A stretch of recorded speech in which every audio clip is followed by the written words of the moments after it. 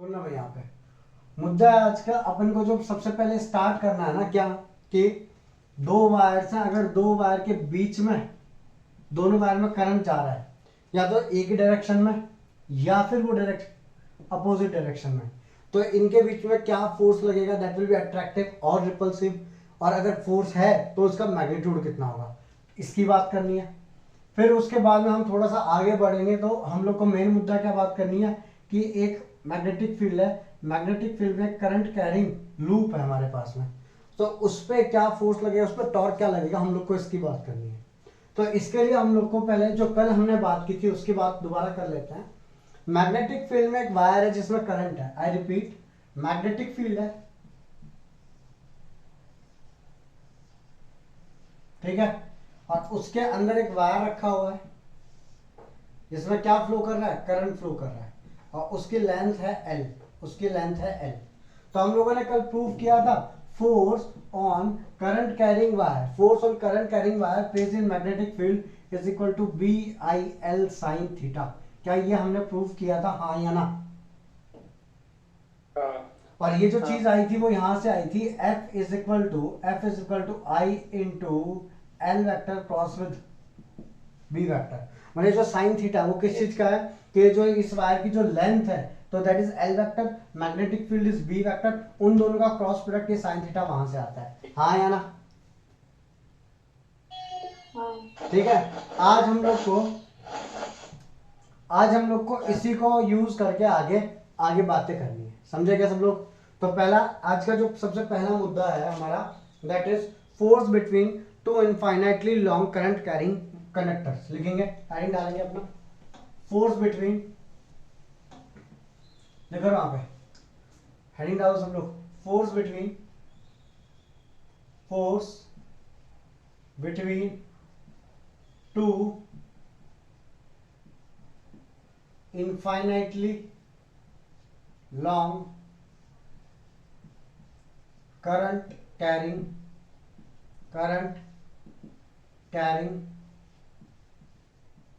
conductors। ठीक है, दो infinitely long current carrying conductors है, उनके बीच में क्या फोर्स लगेगा ड्यू टू मैग्नेटिक फील्ड, हम लोग को इसकी बात करनी है। करो स्टार्ट, चलो सुनना है भाई, मुद्दे की बात कर रहा हूं, सुनना है। लेट सपोज एक वायर है, इनफाइनाइटली लॉन्ग है, इसके अंदर करंट फ्लो कर रहा है I1, यहां पे लिखता हूं मैं इसको, एक वायर है इनफाइनाइटली लॉन्ग है, इसके अंदर करंट है I1। दूसरा वायर है यहाँ पे, ये भी इनफाइनाइटली लॉन्ग है, इसके अंदर करंट है I2। ठीक है, two infinitely long wires, infinitely long wires carrying current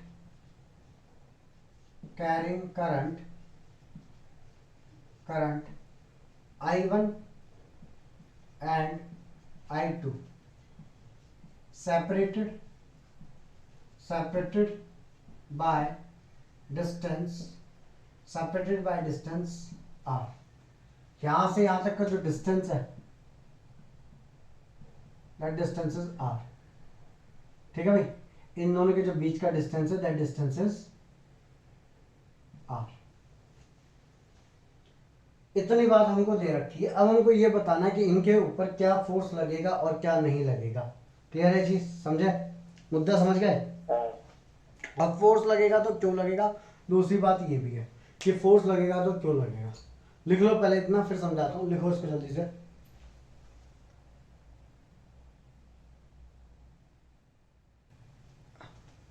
सुनना है, मुद्दे की बात करता हूं। मुद्दा क्या है कि इन दोनों वायर्स के अंदर करंट है I1 और I2। ठीक है, क्लास 10th में भी तुमने पढ़ा था, और इस चैप्टर के स्टार्टिंग से ही पढ़ते आ रहे हैं हम लोग ये चीज, क्या कि एक करंट कैरिंग वायर किसकी तरह बिहेव करता है, मैग्नेट की तरह। तो ऑब्वियस सी बात है, वो क्या प्रोड्यूस करेगा, मैग्नेटिक फील्ड। और अगर इस मैग्नेटिक फील्ड का डायरेक्शन निकालना है तो कैसे निकालूंगा, by right hand thumb rule. तो इस वायर में जो मैग्नेटिक फील्ड का डायरेक्शन होगा वो कुछ ऐसा होगा, क्या सब लोग एग्री करते हैं मेरी बात से? हाँ सर। मतलब इधर पे जो मैग्नेटिक फील्ड है वो कहाँ की ओर जा रही है? पेपर के अंदर की ओर। ये अंदर। और इधर पे जो मैग्नेटिक फील्ड है वो कहाँ रही? पेपर के। हाँ और तुमको पता है मैग्नेटिक फील्ड जो पेपर के अंदर होती है उसको क्रॉस से देखते हैं, और जो बाहर होती है उसको डॉट से दिखाते हैं, हाँ कि ना? हाँ। बात करते हैं इस साइड की मैग्नेटिक फील्ड की। अगर मैं इधर पे ऐसे करूं, इधर पे राइट हैंड थंब रूल लगाऊं, तो जो मेरी मैग्नेटिक फील्ड का डायरेक्शन है वो यहाँ पे कुछ ऐसा है, यहाँ बाहर की ओर ऐसे, और यहाँ पे पेपर के अंदर की ओर, हाँ या ना? सॉरी मेरी हाँ गलती। सर। नहीं, क्या हाँ? यहाँ पे बाहर की ओर और यहाँ पे पेपर के अंदर की ओर। चेक करो क्या ये बात समझ में आई? हाँ ये सर। बाकी लोग हाँ भैया। चल। हाँ भैया। अब एक बात बताना, अगर ये अपोजिट फील्ड्स है मेरे पास में, अगर ये अपोजिट फील्ड्स है बीच में यहाँ पे, तो क्या ये अट्रैक्शन दिखाएंगे या रिपल्शन दिखाएंगे? अट्रैक्शन। अट्रैक्शन। तो इसका मतलब पहला पॉइंट तो ये निकल के आ गया। अच्छा एक बात बताओ, अगर ये अपोजिट फील्ड्स हैं तो ये अट्रैक्शन दिखाएंगे, इसका मतलब ये हो गया कि अगर दो वायर लेते हैं, अगर पास पास में रखे हुए उनमें सेम डायरेक्शन में करंट जा रहा है, तो they will be attracted towards each other. तो यहाँ पे लिखेंगे, तो to wires carrying current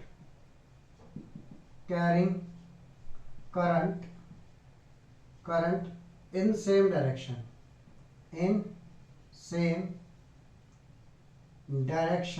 will be attracted towards each other, हाँ के ना?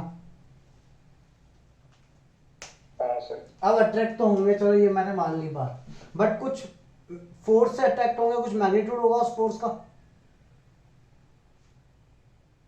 हाँ या ना? हाँ। तो मुद्दा ये है कि कितने फोर्स से अट्रैक्ट होंगे एक दूसरे की ओर। अच्छा एक चीज और, तुमने पढ़ा कि अगर एक वायर है, एक मैग्नेटिक फील्ड है, मैग्नेटिक फील्ड में अगर तुमने कोई करंट कैरिंग वायर रखा हुआ है, I repeat current carrying wire रखा हुआ है, जो हमारा कल का लास्ट टॉपिक का डेरिवेशन था, तो इस वायर के अंदर देखो करंट जा रहा आई, इसकी लेंथ है एल और मैग्नेटिक फील्ड है बी, तो इसके ऊपर फोर्स कितना लगता है? Force is equal to B I L sine theta, हाँ या ना? लगता है? हाँ। तो मेरा मुद्दा ये है कि ये वाला जो वायर है इसमें करंट I2, और मैग्नेटिक फील्ड जो इसकी जो मैग्नेटिक फील्ड है दिस इज B1, और इसकी जो मैग्नेटिक फील्ड है that is B2। Means B2 को छोड़ो अभी के लिए, B2 को छोड़ो, इस वाले वायर पे जिसमें करंट जा रहा है, सेकंड वाले वायर में करंट जा रहा है, और इस यहाँ पे इसकी मैग्नेटिक फील्ड है, तो क्या इसकी मैग्नेटिक फील्ड से इस वायर पे फोर्स नहीं लगेगा क्या? लगेगा। हाँ भाई, और जिसकी वैल्यू कितनी होती है, B I L sine theta, लगेगा कि नहीं लगेगा?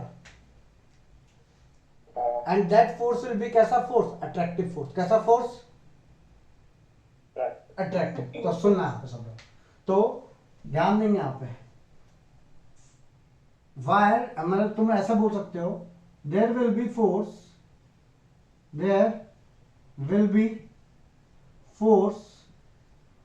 on there will be force on conductor carrying current I2. There will be force on conductor carrying current I2 due to magnetic field B1 magnetic field से इस वाले wire के ऊपर क्या लगेगा? करंट लगेगा, हाँ या ना? सब लोग therefore force on 2 due to 1, मैं इसको ऐसे लिख रहा हूँ, force on 2 F21 force on 2 due to 1 that is equal to, यहाँ पे देखो, अब यहाँ पे F का फॉर्मूला होता है F is equal to B I L sin theta, आगे ना? तो F21 is equal to force on 2 due to 1 is equal to B, magnetic field किसकी आएगी, 2 पे अगर फोर्स लगे तो मैग्नेटिक फील्ड 1 की आएगी, करंट किसका आएगा, 2 का आएगा और L आएगा। समझे क्या? मीन्स फोर्स का फॉर्मूला होता है असली में F is equal to I into L vector cross with B vector. लिखो एक बार तुम लोग इसको जल्दी से, पहले आवाज आ रही है बहुत, पहले लिखो इसको तुम लोग। सुनना रहा बोलो बोलो बोलो रे, सुनना आता है तुमको भी आ रही है क्या आवाज? आ रही है। ठीक है, सुनना आता है। जब हम लोग ये लिखते हैं कि एक वायर है जिसमें करंट जा रहा है आई, ये एक वायर है जिसमें करंट है आई, उसकी लेंथ है एल और मैग्नेटिक फील्ड है बी। आई रिपीट, करंट है आई, लेंथ है एल और मैग्नेटिक फील्ड है बी। तो मैग्नेटिक फील्ड क्या इस वायर की होती है क्या या ऑलरेडी प्रेजेंट होती है? Already present. ऑलरेडी प्रेजेंट होती है। लेकिन जो करंट होता है, करंट तो इस खुद के वायर का होता है ना, हाँ या ना? तो देखो यहाँ पे जब मैं बोल रहा हूँ force on conductor carrying current I2 due to magnetic field V1, तो जो मैग्नेटिक फील्ड है, जो करंट जो लगेगा, करंट इसका लगेगा I2, length L vector cross with जो मैग्नेटिक फील्ड लगेगी जो ऑलरेडी प्रेजेंट है। जब इस पे फोर्स लगेगा वो तो इस मैग्नेटिक फील्ड से लगेगा, तो यहाँ पे मेरे को क्या लिखना पड़ेगा, V1 वेक्टर। क्या ये बात समझ में आई? आई रिपीट, जब मैं लिखता हूँ force is equal to I into L cross B, कल की बात कर रहे हैं हम लोग कि जब एक मैग्नेटिक फील्ड ऑलरेडी प्रेजेंट है, एक मैग्नेटिक फील्ड ऑलरेडी प्रेजेंट है और एक वायर कैरिंग करंट आई और जिसका लेंथ कितना एल है, तो F is equal to I into L cross B. मतलब मैग्नेटिक फील्ड पहले से प्रेजेंट है दूसरी, और करंट इस वायर का होता है, और मैग्नेटिक फील्ड जो ऑलरेडी प्रेजेंट है, इसकी मैग्नेटिक फील्ड की बात नहीं कर रहे हैं, जो ऑलरेडी प्रेजेंट है उसकी बात कर रहे हैं। अब अगर मैं बात करूं यहाँ पे, तो force on 2 due to 1, force on this wire 2 due to 1, that is equal to current लगेगा इसका खुद का I2, बट मैग्नेटिक फील्ड ऐसी लगेगी जो ऑलरेडी प्रेजेंट है, दैट इज B1, तो L क्रॉस विद B1। अब अगर इसका फॉर्मूला खोलूंगा तो F21 is equal to F21 का जो मैग्नीट्यूड होगा that is equal to B1 I2 L sin theta. क्या ये बात समझ में आई, हाँ या ना? ठीक है, अब आगे की बात कर लेते हैं। तो भाई अब ध्यान देना यहाँ पे सब लोग, L की value force per unit length निकालना है हम लोग को, फोर्स पर यूनिट लेंथ निकालना है। देयरफॉर L इक्वल टू 1 हो गया। थीटा की वैल्यू की बात कर लेते हैं। थीटा इज इक्वल टू, भाई जो L वेक्टर होता है वो कल बताया था कहाँ की ओर होता है, जिस डायरेक्शन में क्या होता है, L वेक्टर जिस डायरेक्शन में क्या होता है, करंट होता है। तो जिस डायरेक्शन में करंट है मतलब इधर की ओर है।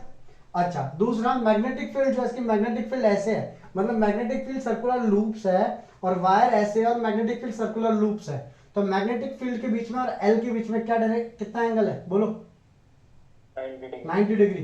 तो थीटा की वैल्यू हो गई 90 डिग्री। क्या ये बात समझ में आई कि थीटा की वैल्यू 90 क्यों है? Therefore F21 is equal to B1 into I2 and this F21 is force per unit length. This F21 क्या है मेरा, force per unit length, that is B1 into I2। अच्छा, मैग्नेटिक फील्ड का formula क्या होता है? इनफाइनाइट वायर की वजह से r डिस्टेंस पे मैग्नेटिक फील्ड का फॉर्मूला क्या होता है बताना जरा। तो उसमें 90 हो जाता है, तो mu naught by 4 pi into 2I/r, ऐसा कुछ था फॉर्मूला सब लोग। भाई हमने इनफाइनाइट वायर की वजह से किसी r डिस्टेंस पर मैग्नेटिक फील्ड जब निकाल दी, फॉर्मूला आया था mu naught by 4 pi 2I/a आया था। अभी यहाँ पे इसकी करंट की वैल्यू कितनी है, I1 है, क्योंकि जो इसकी वजह से मैग्नेटिक फील्ड और डिस्टेंस कितना है, r है। अब इसको उठा के यहाँ पे पुट करूंगा तो F21 की वैल्यू आ गई, F21 is equal to mu naught by 4 pi 2I1/r into I2। तो पूरा फॉर्मूला बन गया F21 equal to mu naught by 4 pi 2I1 I2/r। समझा सबको? बाकी लोग भाई हाँ भैया। देखो जल्दी से देखो, सुनना रहे आप, दोबारा बोल रहा हूँ, एक बार सुन लेना। एक बार दो वायर है, दोनों में करंट है, एक में करंट है I1, एक में करंट है I2। तो सिंपल सी बात है, दोनों की अपनी अपनी मैग्नेटिक फील्ड होगी। मैग्नेटिक फील्ड के डायरेक्शन से हमको पता लग गया क्या, कि ये वाला इसकी मैग्नेटिक फील्ड अंदर की और इस मैग्नेटिक फील्ड बाहर की होगी, मतलब दोनों की मैग्नेटिक फील्ड अपोजिट है, therefore they attract each other. इन दोनों के बीच का डिस्टेंस कितना है, r है, ठीक है। अब इसकी मैग्नेटिक फील्ड की वजह से इस पे फोर्स ऑफ अट्रैक्शन लगेगा, और इसकी मैग्नेटिक फील्ड से इस पे फोर्स ऑफ अट्रैक्शन लगेगा। क्यों? क्योंकि कल हमने पढ़ा था क्या, कि मैग्नेटिक फील्ड के अंदर अगर करंट कैरिंग कंडक्टर तुमने रखा हुआ है, आई रिपीट, मैग्नेटिक फील्ड के अंदर अगर तुमने करंट कैरिंग कंडक्टर रखा हुआ है तो इट विल एक्सपीरियंस फोर्स। तो अगर ये वाला जो वायर है, इसकी जो मैग्नेटिक फील्ड है उसकी वजह से इस पे करंट लगेगा, और इसकी फील्ड की वजह से इस पे फोर्स लगेगा, इसकी फील्ड की वजह से इस पे फोर्स लगेगा। तो हमने क्या बोला, there will be force on conductor carrying current I2। इस वाले कंडक्टर पे फोर्स लगेगा due to magnetic field B1, B1 की मैग्नेटिक फील्ड की वजह से। क्या ये बात समझ में आई, हाँ या ना सब लोग? हाँ भैया। तो भाई F21 is equal to force on 2 due to 1, force on conductor 2 due to 1, that is equal to I2, जो इसमें करंट जा रहा है I2 into L cross with B vector. B लेकिन किसका आएगा, जो ऑलरेडी प्रेजेंट है मैग्नेटिक फील्ड, करंट इसका खुद का आता है, और मैग्नेटिक फील्ड ऑलरेडी जो प्रेजेंट है, तो मैग्नेटिक फील्ड किसकी आएगी, B1। तो I2 into L cross B1। क्या ये बात समझ में आई कि हमने यहाँ पे B2 ना लिख के B1 क्यों लिखा है? Now F21 is equal to B1 I2, B1 I2 L sin theta. अगर ये चीज नहीं समझ में आती है तुम लोग को, तो एक बात बताओ, थीटा की वैल्यू 90 डिग्री होगी, क्या ये बात श्योर है सब लोग? चलो, थीटा की वैल्यू 90 डिग्री होगी, ये बात सबको समझ में आती है कि theta is equal to 90 degree.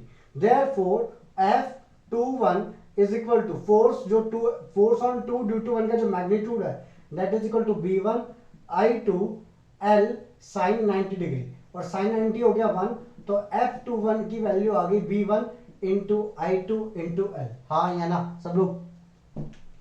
अच्छा एक बात बताओ, अगर मैं तुम लोग को बोलूं कि इलेक्ट्रिक फील्ड का फॉर्मूला क्या होता है, इलेक्ट्रिक फील्ड का वो फॉर्मूला क्या होता है, फोर्स पर यूनिट चार्ज, तो तुम क्या कर देते हो, F बाय Q।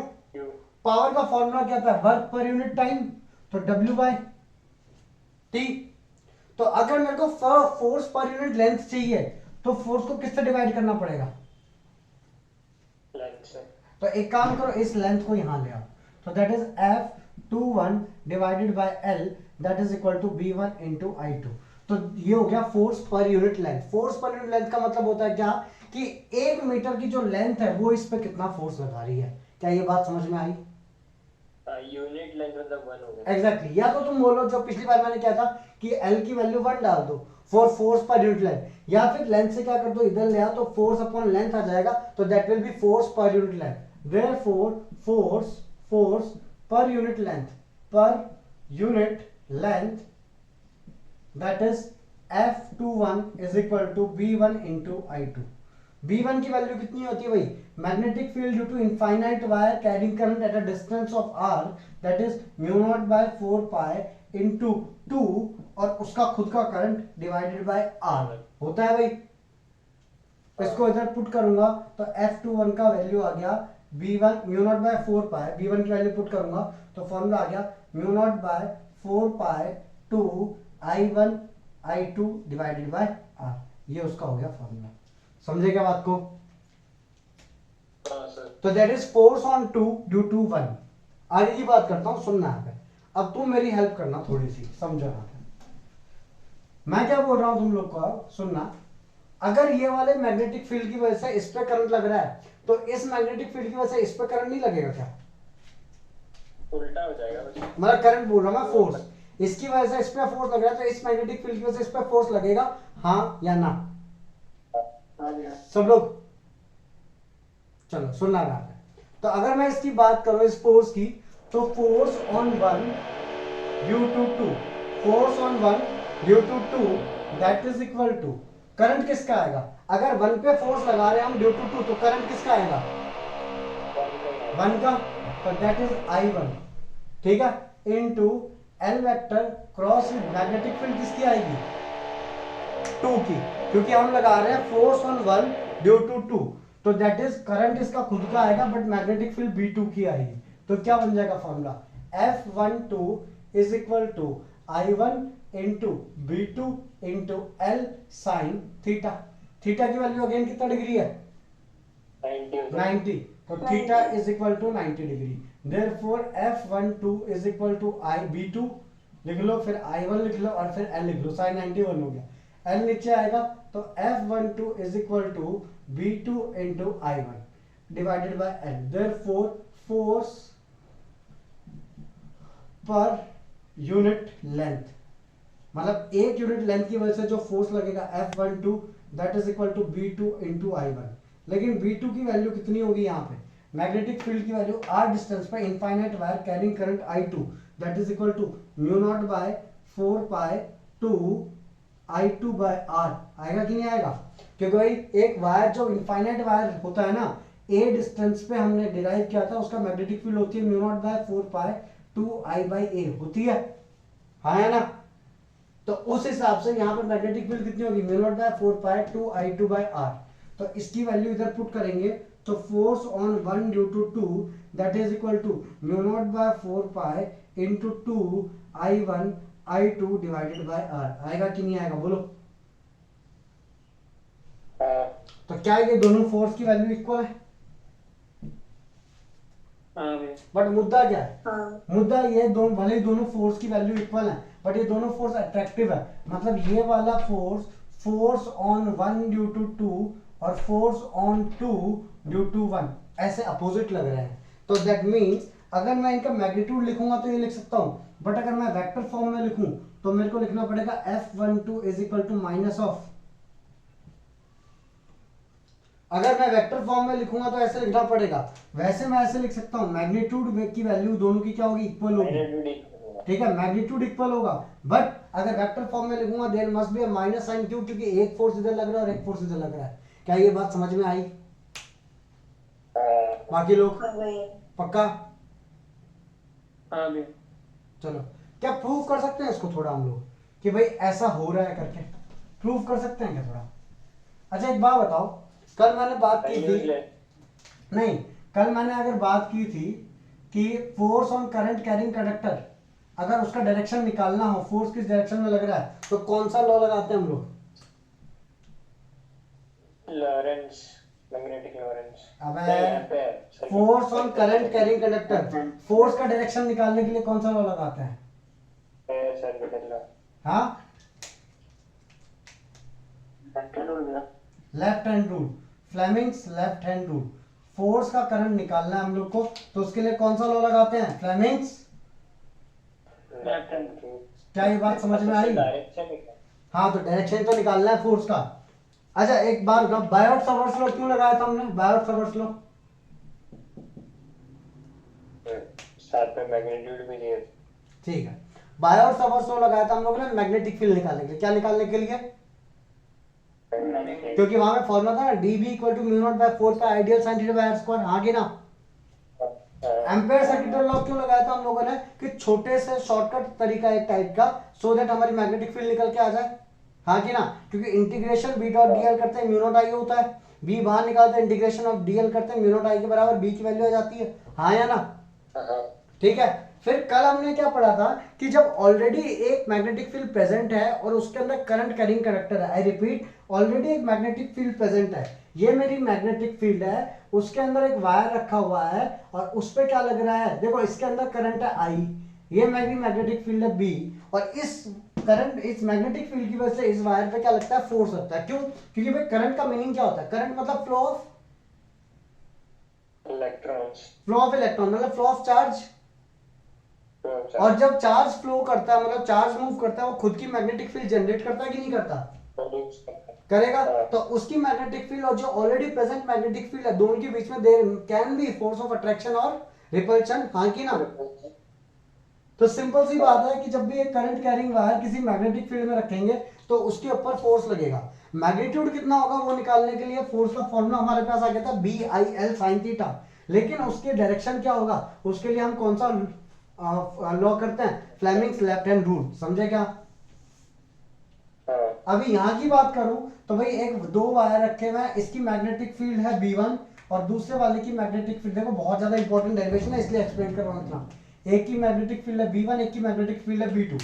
इसकी मैग्नेटिक फील्ड की वजह से इस करंट कैरिंग वायर पे फोर्स लगेगा और इसकी मैग्नेटिक फील्ड की वजह से इस वाले वायर पे फोर्स लगेगा। एंड फोर्स की वैल्यू कितनी आएगी? Force on 2 due to magnetic field of 1 हमने निकाल दिया, force on 1 due to magnetic field of 2 ये हमने निकाल दिया। दोनों की वैल्यूज इक्वल आ गई, therefore F12 equal to F21 और F12 equal to minus of F21 यहाँ पे लेंगे। क्यों? क्योंकि वेक्टर फॉर्म में दोनों अपोजिट है। अब क्वेश्चन है कि अपोजिट कैसे हैं, तो समझना है यहाँ पे। ये वायर है मेरा, ये दूसरा वायर, इसके अंदर करंट है मेरे पास में I1, इसके अंदर करंट है मेरे पास में I2। Fleming's left hand rule क्या बोलता है? ये फोर्स होता है, हाँ कि ना, हाँ, और ये फील्ड मैग्नेटिक फील्ड, और ये करंट, फोर्स फील्ड करंट होता है। हाँ, अब एक बात बताओ, जब मेरा इस पे फोर्स लग रहा है, फोर्स ऑन 2, इस वाले पे फोर्स लग रहा है, इस वाले पे, तो करंट तो इसका खुद का है लेकिन फील्ड किस वाले की है? साइड साइड वाले की। और साइड वाले की कौन सी वाली फील्ड है? अंदर वाली। इसकी कौन सी फील्ड है? इसकी फील्ड ऐसे अंदर की साइड में कौन सी फील्ड है इसकी? ऊपर हाँ, की। उसके अंदर। ठीक, अब सुनना है, तो फोर्स फील्ड करंट, ठीक है। इसका करंट कहां की ओर है? करंट ऊपर की ओर है, ठीक है। फील्ड कहां की ओर है? फील्ड कहां की ओर है? अंदर की तरफ, अंदर की तरफ। तो चेक करो फोर्स कहां की ओर आ रहा है? करंट ऊपर की ओर है, फील्ड अंदर की ओर गई मेरी, तो चेक करो फोर्स कहां की ओर आ रहा है, क्योंकि फील्ड इसकी लेनी है। जो इस पे फोर्स लगेगा वो इसकी फील्ड की वजह से होगा, इसका करंट लेना है। तो देखो करंट ऊपर की ओर है, फील्ड इस वाले की लेनी है, इस वाले की। फील्ड अंदर की ओर जा रही है, फोर्स कहां की ओर लग रहा है? इधर की ओर लग रहा है। हाँ, सब लोग को दिखाई दे रहा है क्या ऐसे? हाँ, सुनता चलो, तो अब अगर मैं यहाँ पे बनाना चाहूं तो क्या मैं ऐसे बना सकता हूं कि जो फोर्स लग रहा है 2, force on 2 due to 1, that is F21 इधर की ओर लग रहा है। करंट कहां की ओर जा रहा है? ऊपर की ओर जा रहा है, तो I2 ऊपर की ओर जा रहा है। एंड जो फील्ड है मैग्नेटिक फील्ड 1 वाले की, वो अंदर की ओर है, मतलब B1 अंदर की ओर है, हाँ कि ना? चेक करो, हाँ, ठीक है, चेक कर लो भाई। करंट ऊपर की ओर है, फील्ड अंदर की ओर है, फोर्स इधर की ओर। दिस इज F21, I2 ऊपर की ओर है, B1 मैग्नेटिक फील्ड अंदर की ओर है। यहां की बात करते हैं। अगर मैं यहां की बात करता हूं तो इस वाले करंट पे फील्ड किसकी लग रही है? फोर्स लगाने के लिए फील्ड किसकी लगेगी? I2 वाली की फील्ड, I2 वाले की फील्ड। B2 फील्ड कहां की ओर है? बाहर आ रही है, बाहर की ओर है। करंट कहां की ओर है? ऊपर, चेक करो, करंट ऊपर की ओर है, फील्ड बाहर की ओर तुम्हारी ओर आ रही है, फोर्स कहां की ओर है? हाँ, राइट, आगे ना। तो यहाँ पे क्या होगा भाई कि मेरा करंट ऊपर की ओर है, दैट इज I1 ऊपर की ओर है, फोर्स लग रहा है यहाँ की ओर, that is force on 1 due to 2। And जो मेरा ये है क्या बोलता है, करंट ऊपर की ओर गया, फील्ड कहाँ की ओर है? बाहर की ओर, फोर्स फील्ड बाहर की ओर है, तो मैग्नेटिक फील्ड जो है और वो भी किसकी? इसकी, तो दैट इज B2 बाहर की ओर है, हाँ कि ना? हाँ, क्या ये बात समझ में आई? ये डायग्राम कैसे बना है? हाँ, ये चीजें समझ में आई सबको? हाँ, मतलब फोर्स किसका लगता है? देखो फोर्स अगर इस पे लग रहा है तो करंट इसका खुद का होना चाहिए, मैग्नेटिक फील्ड इस वाले की होनी चाहिए, क्यों? क्योंकि उसकी मैग्नेटिक फील्ड से इस पे करंट लग रहा है, फोर्स लग रहा है, समझे क्या? फिर फील्ड अलग होगी, बाकी सब उसी वाले। हाँ, बाकी उसी का होगा। फोर्स तो वैसे भी आया ही है, करंट खुद का होगा, फील्ड दूसरे की होगी, तभी तो फोर्स लग रहा है, समझे? हाँ, चलो लिखेंगे, जल्दी से लिखेंगे। चलो तो मुद्दे की बात करता हूँ, सुनना यहाँ पे। तो भाई यहाँ पे फोर्स की वैल्यू हमको पता लग गई कि F12 is equal to F21। तो एक काम तुम लोग को करना है, कर सकते हो क्या? या मेरे साथ साथ नहीं करना, मेरे साथ साथ नहीं करना। मान लो अगर दोनों के दोनों जो फोर्स, दोनों के जो करंट है उनको मैं अपोजिट कर दूं, आई रिपीट, जो दोनों के दोनों वायर के में जो करंट है उनको मैं अपोजिट कर दूं तो क्या फर्क पड़ेगा? चलो आ जाओ देखते हैं, मेरे साथ साथ बनाना। पहला वायर, इसमें करंट ऊपर की ओर, दूसरा वायर, इसमें करंट कहां की ओर जाएगा? नीचे की ओर। तो this current is I1 and ये वाला जो करंट है ये करंट है I2, तो एक में करंट नीचे की ओर, एक में करंट ऊपर की ओर, ठीक है। अब क्या करते हैं भाई, ध्यान देना आप सब लोग, इसकी magnetic field, right hand thumb rule लगाओ, मैग्नेटिक फील्ड ऐसी बनेगी, तो ये नहीं मेरी मैग्नेटिक फील्ड, ठीक है। तो मैग्नेटिक फील्ड का डायरेक्शन इधर की ओर, ऐसे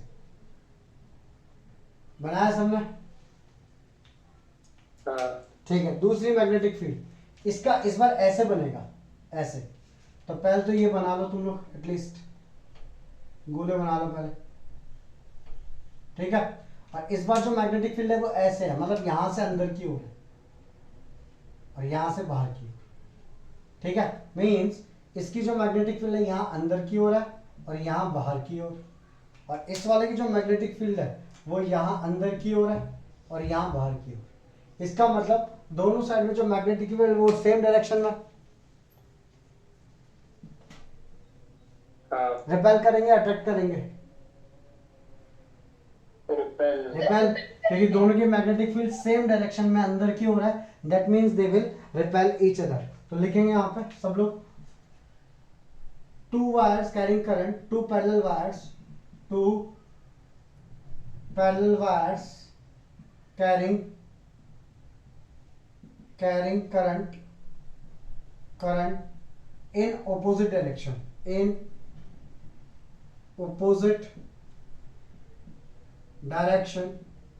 two parallel wires carrying current in opposite direction repel, opposite है ना भाई, मैग्नेटिक फील्ड सेम है ये इनकी वजह से, बट करंट कौन से डायरेक्शन में है, समझा क्या? Current in opposite direction repel each other, ठीक है। अब बात करते हैं कि जो फोर्स ऑफ रिपल्शन होगा ये कितना होगा। अच्छा अब एक बात बताना, ये जो मैग्नेटिक फील्ड है ये 1 की मैग्नेटिक फील्ड है, this is B1, this is magnetic field of 1, and ये वाली जो मैग्नेटिक फील्ड है ये 2 की मैग्नेटिक फील्ड है, तो B2, ठीक है।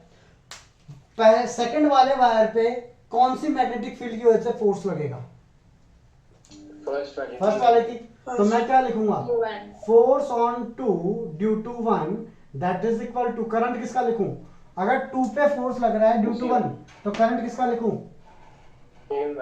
I2, और L क्रॉस विद B1, हाँ कि ना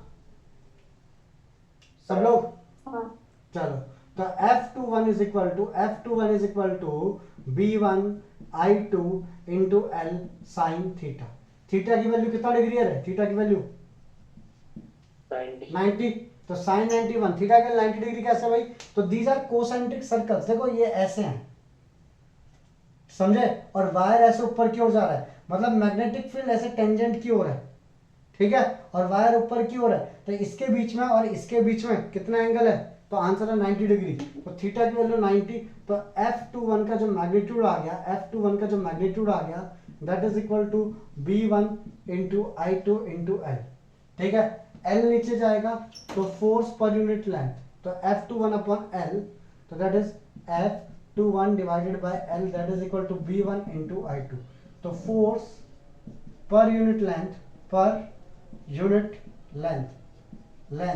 that is F21 is equal to B1 into I2, clear है, चलो हाँ भाई B1 की वैल्यू कितनी है, B1 is equal to mu naught by 4 pi I1 by R, क्यों, क्योंकि इनके बीच का जो डिस्टेंस है दैट इज R, तो इस वाले वायर की वजह से जो मैग्नेटिक फील्ड आएगी वो कितनी लगेगी यहाँ पे, तो mu naught by 4 pi 2 I1 by R, उठा के पुट करोगे तो F21 का फॉर्मूला आ जाएगा V naught by 4 pi 2 I1 I2 by R, हाँ कि ना सब लोग।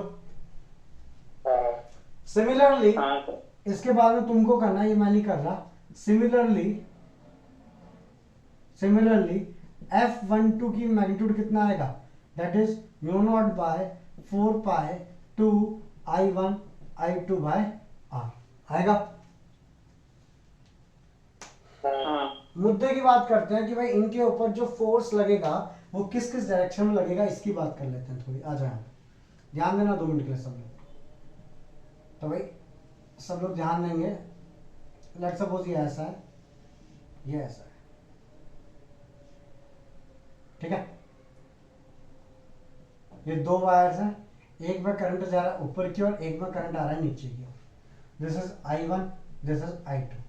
अच्छा जी, फोर्स ऑन 2 ड्यू टू 1, इस पे जो फोर्स लग रहा है वो किसकी मैग्नेटिक फील्ड की वजह से लग रहा है? इसकी। करंट कहाँ की ओर है? इसका करंट कहाँ की ओर है? नीचे।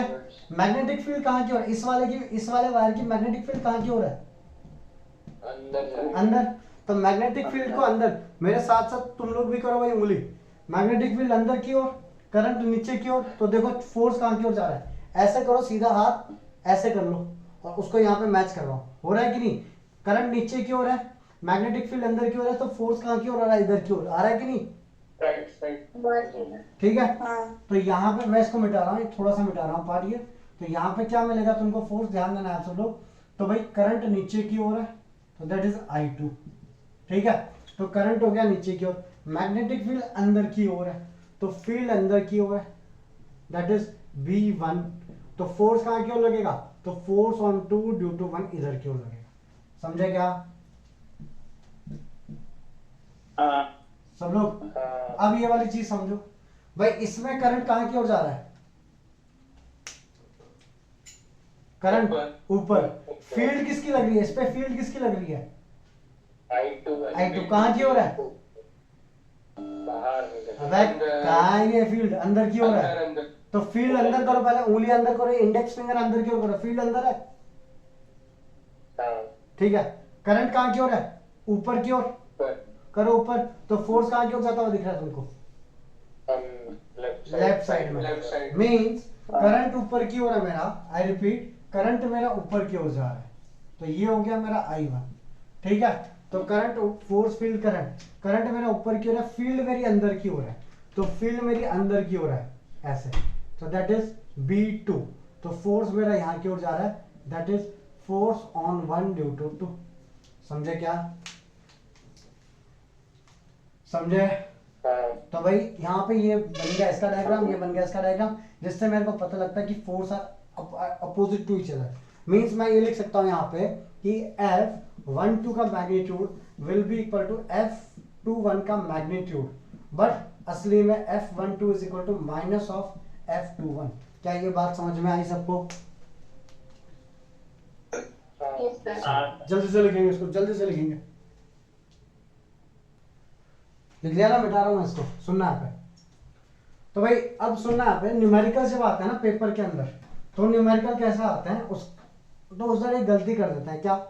फोर्स का जो फॉर्मूला होता है जो यहाँ पे है अपना, जो डेरिवेशन में किताब में, वो है फोर्स पर यूनिट लेंथ।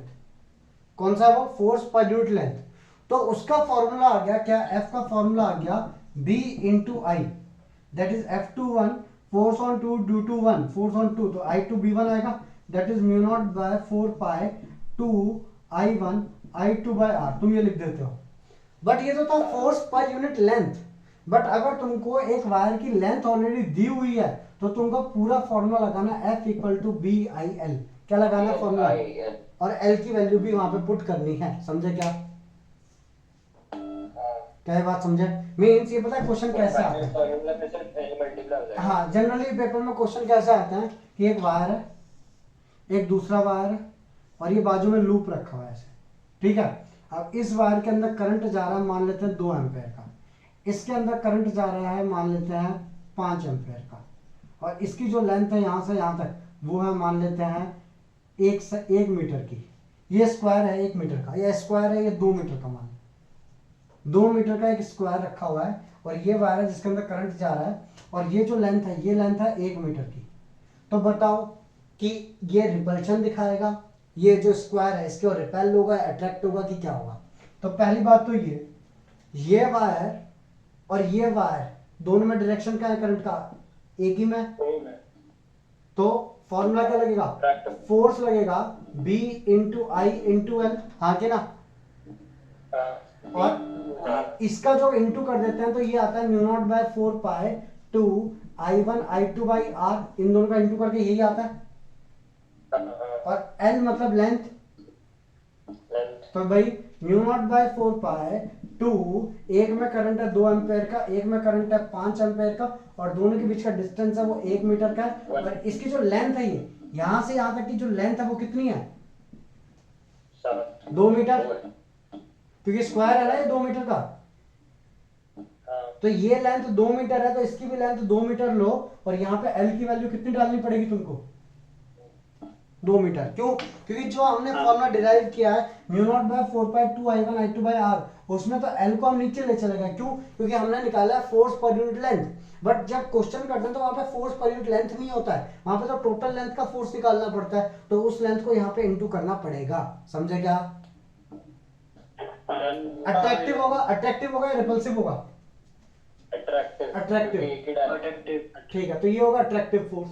अच्छा, इस वाली वायर पे अगर ये इधर की ओर जा रहा है, ये वाला वायर इधर की ओर जा रहा है, तो सोच के देखो, ये वाला वायर में इधर की ओर करंट है, इस वाले वायर में इधर की ओर करंट है, तो इन दोनों के बीच फोर्स लगेगा या नहीं लगेगा? रिपल्सिव। तो F is equal to B I L, तो that is equal to mu naught by 4 pi 2 I1 I2 by R into L, that is mu naught by 4 pi 2 I1 की वैल्यू 2 एम्पेयर, I2 की value 5 ampere. R की value कितनी होगी? अब R की value ये 1 metre और ये 2 मीटर, कितना होगा टोटल? 3 मीटर। और L की वैल्यू लेंथ, कितने लेंथ पे काम कर रहा है ये? 2 मीटर पे, 2 मीटर। और ये कैसा होगा? अब खुद सोचो, इसका डिनोमिनेटर बड़ा है या इसका डिनोमिनेटर बड़ा है? किसका डिनोमिनेटर बड़ा है? यहाँ पे 1 है और यहाँ पे 3 है, नीचे वाले का।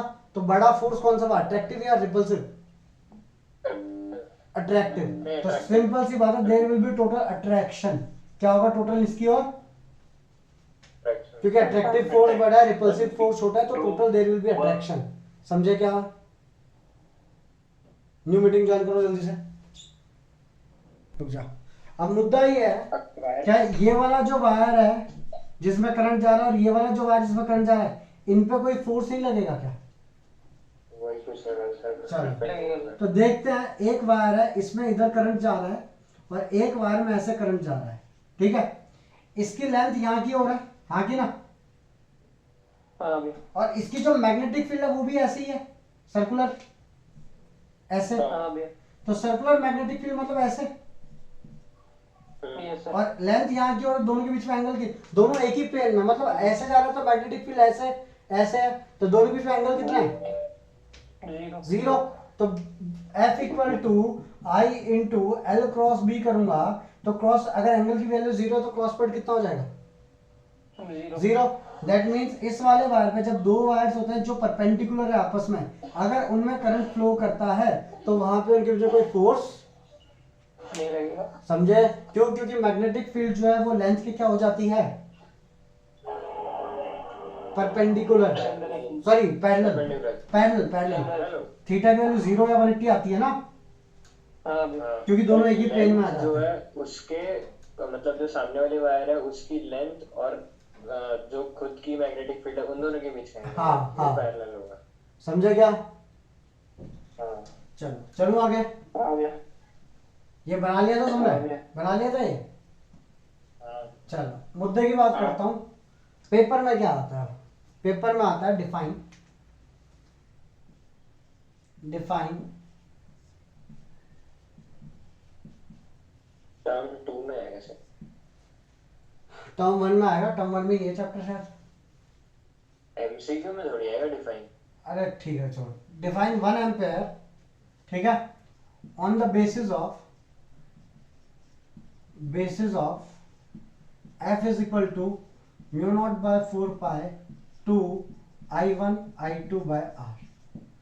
ये जो फॉर्मूला तुमने डिराइव किया, इसके बेसिस पे डिफाइन करो। मतलब पेपर में जनरली आता क्या था अभी तक, जैसे कि अभी चलो ठीक है एमसीक्यू है, पहले क्या आता था कि पूरा का पूरा डेरिवेशन करो and hence define 1 ampere. And hence define मतलब इसको यूज करते हुए 1 एम्पेयर को डिफाइन करो। समझे क्या? सर इनटू एल भी आएगा आगे। सुनना है, एक वायर है जिसके अंदर है करंट I1, एक वायर है जिसके अंदर करंट है I2, ठीक है भाई? ठीक है।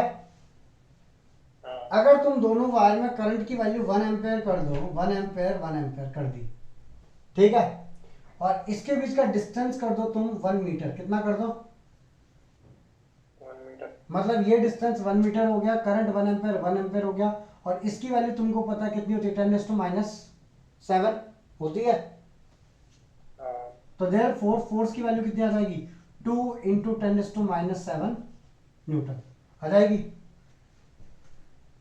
आइए। हाँ, तो इन सबको यूज करके 1 एम्पेयर कैसे डिफाइन करेंगे, तो ध्यान देना यहाँ पे, if force between two parallel, if force between two parallel conductors, two parallel current carrying conductors या wires, current carrying conductors is 2 × 10⁻⁷ Newton placed 1 meter apart. If force between two parallel current carrying conductors, अगर दो current carrying conductors हैं, parallel conductors, उनके बीच में force कितना है, 2 × 10⁻⁷ Newton, when placed 1 meter apart, जब उनको 1 मीटर अपार्ट रखोगे, then the current in them is said to be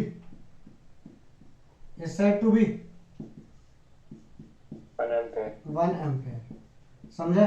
जब दो वायर्स हैं, उनके अंदर अगर जो तुमने 1 मीटर रखा और उनके बीच में कितने का फोर्स लगता है, 2 × 10⁻⁷ न्यूटन का, तो उनके अंदर जो करंट फ्लो कर रहा है वो कितना कहलाएगा, 1 एम्पेयर का कहलाएगा। समझेगा सब लोग? वैल्यू 1 लिखेंगे, जल्दी से लिखेंगे। अगला मुद्दा आता है कि अगर दोनों वायर में करंट इक्वल हो जाए, कई बार ये तो तुम्हारा एमसीक्यू में भी आ सकता है, और ये पता है एमसीक्यू में कैसे आ जाएगा, मैं बोलूं? Yes sir. अगर मान लो मैं पूरी की पूरी डेफिनेशन तुमको ऑलरेडी दे रखी है वहां पे, if the force between two parallel wires is 2 × 10⁻⁷ newton, then the current in the wires will be 1 ampere, 2 ampere, 3 ampere, कैसे भी आ सकता है। समझे क्या? सर बोल।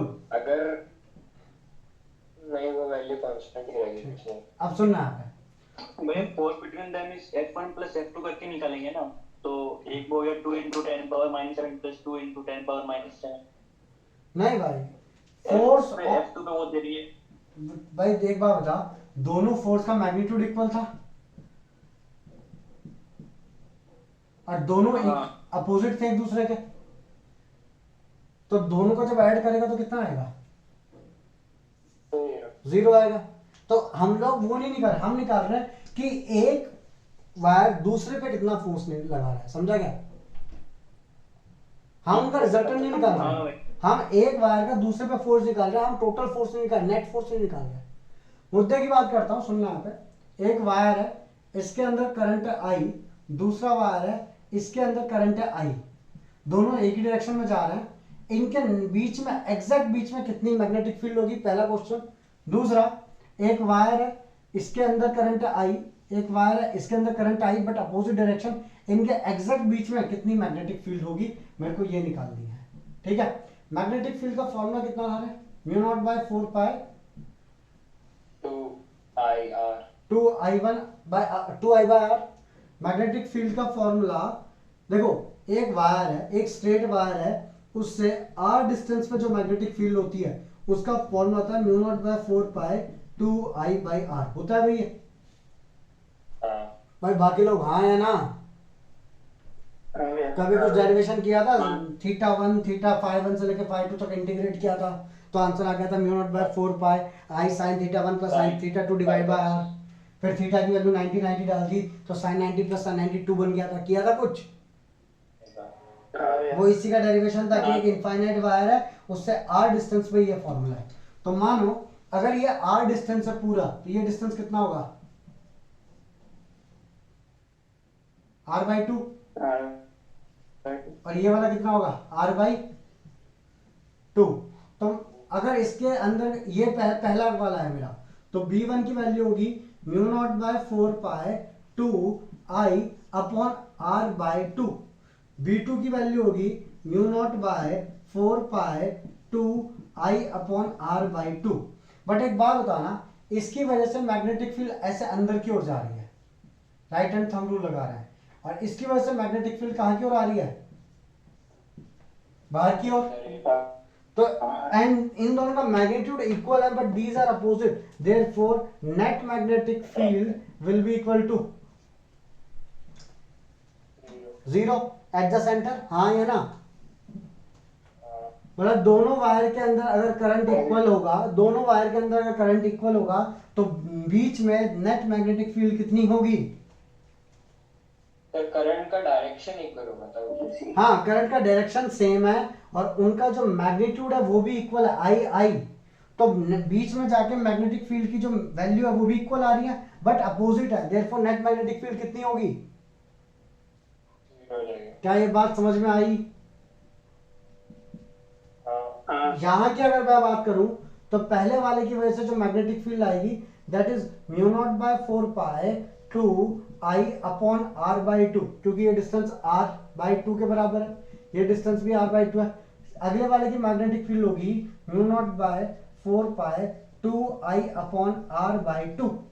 बट देखने वाली बात ये है कि इधर पे ऐसा डायरेक्शन, मतलब ऐसे जाएगा मैग्नेटिक फील्ड सर्कुलर, यहाँ पे ऐसे, मतलब यहाँ पे मैग्नेटिक फील्ड यहाँ पे भी ऐसे है, मतलब दोनों का डायरेक्शन क्या आ रहा है सेम, तो मैग्नेटिक फील्ड क्या हो जाएंगे आपस में, रिपेल हो जाएगी। अब ऐड हो जाएगी ना, लेकिन फोर्स रिपेल वो होगा, बट मैग्नेटिक फील्ड क्या हो जाएगी ऐड, क्योंकि दोनों का डायरेक्शन क्या हो रहा है सेम। तो that is equal to mu naught by 4 pi, mu naught by 4 pi, ये 2 ऊपर जाएगा तो 4 I by R plus mu naught by 4 pi into 4 I by R, दोनों को ऐड करेंगे तो twice of mu naught by 4 pi into 2 4 I by R. क्या ये बात समझ में आई। और दोनों का डिस्टेंस जब आर बोल रहा हूं ना मैं, तब ये फॉर्मूला है, डिस्टेंस अगर चेंज होगा तो चेंज हो जाएगा वहां पे, समझे क्या। बाकी लोग जल्दी से लिखेंगे इसको, जल्दी से लिखेंगे। तो भाई इतना करते हैं आज के लिए, ठीक है। अगर कल जब हम लोग मिलेंगे तो गैल्वानोमीटर, मूविंग कॉइल गैल्वानोमीटर और 4 torque on current carrying loop in magnetic field ये देखेंगे। चलो थैंक यू, बाय बाय।